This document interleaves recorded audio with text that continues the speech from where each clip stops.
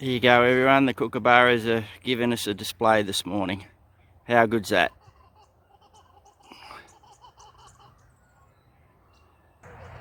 So just taking things on the phone after the kookaburras. You can see here, the cooch here is overgrown. It's been very wet with the recent rain. So what I'm looking to do is use the Cub Cadet wheel string trimmer to give it a tidy up. There's a bit of work here. Just up here, I've just done a little bit of work initially to get this potato vine off the shed. You'll see there's a bit of wire above it. It was on it. So that's cleared up. And then just walking around the shed, there's some more countryside for you because I am out on farm. It's getting very autumny. Predominantly pastures around here, no cropping. So up here as well, just clearing it with the wheel string trimmer, there's a buddleia just around the corner here, which I'm going to get into. So hopefully you can see that okay. It's all a bit wonky because I've got the phone. I don't have the proper technology just yet. I won't be able to show you me clearing it, but I'll show you the end result. You can see here it's on the corner of a shed, so I'll get that sorted now. So here we are, we're back. Buddleia is done. Pretty straightforward. Took five minutes or so to do with the trusty chainsaw. And now hopefully you'll see it with the sun. Just got to come back. This is looking down where I mentioned before. So I'm going to try and get stuck into it. It is wet underfoot. I may not be able to do it with the little bobcat, but it's more highly likely I'll do it with the Cub Cadet. Customer had 3 inches of rain over the last 2 days.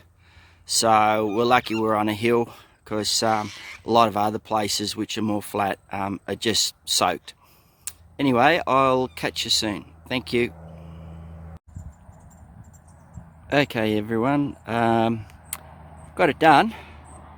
Took a little while, but it wasn't as wet as what I'd initially thought, which was really good. So what I did, I used the wheel string trimmer up to the fence post there, just to clear it, and that was really checking things out. So I was able to use the wheeled string trimmer down the fence line, which is what I did. You can still see it's a bit ratty, but look at the paddock next door.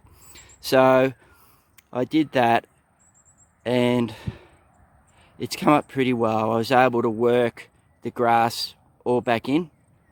I cut it at 4.5 inches.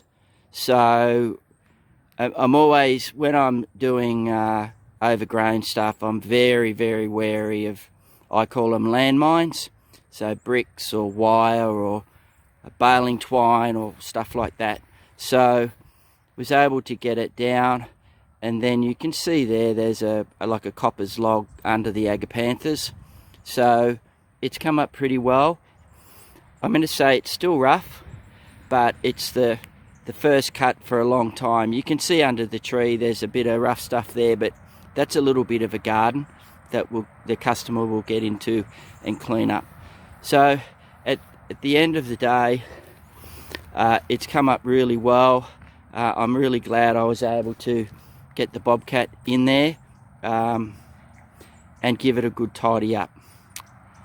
So hopefully I'll have the technology to put a couple of videos that I've had to take in the phone together, and you'll get the run of events there.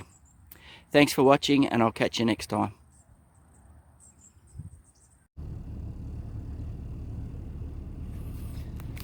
Well, just back in the vehicle everyone.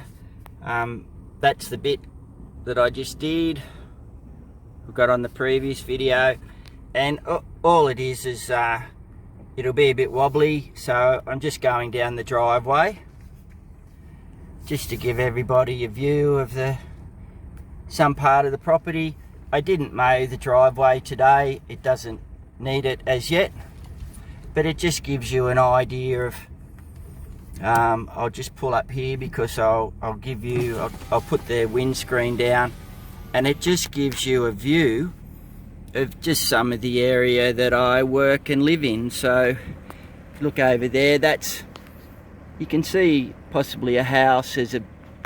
Might be difficult to see the antenna over there, but that's sort of back in the way of Yass. I'm about 13 kilometres out of town, and as I said, pasture area. It's what we call the southern tablelands. A lot of sheep and cattle, so wool and fat lambs and beef cattle. And just heading down the driveway. I'm not on the main road, so I can hold the camera in my hand, but I'll have to turn it off once I get to the front gate. But going down the driveway, I do mow all of this. I did this about a month or so ago. Not much growth because it had been so dry and warm, but we'll most probably do this one more time before the frosts hit. And here we are on the front gate coming to the main road, and I take a right and it's about 13 kilometres back in the town. This is the road from Yass to Boorowa, and then I'll get in on the Hume Highway.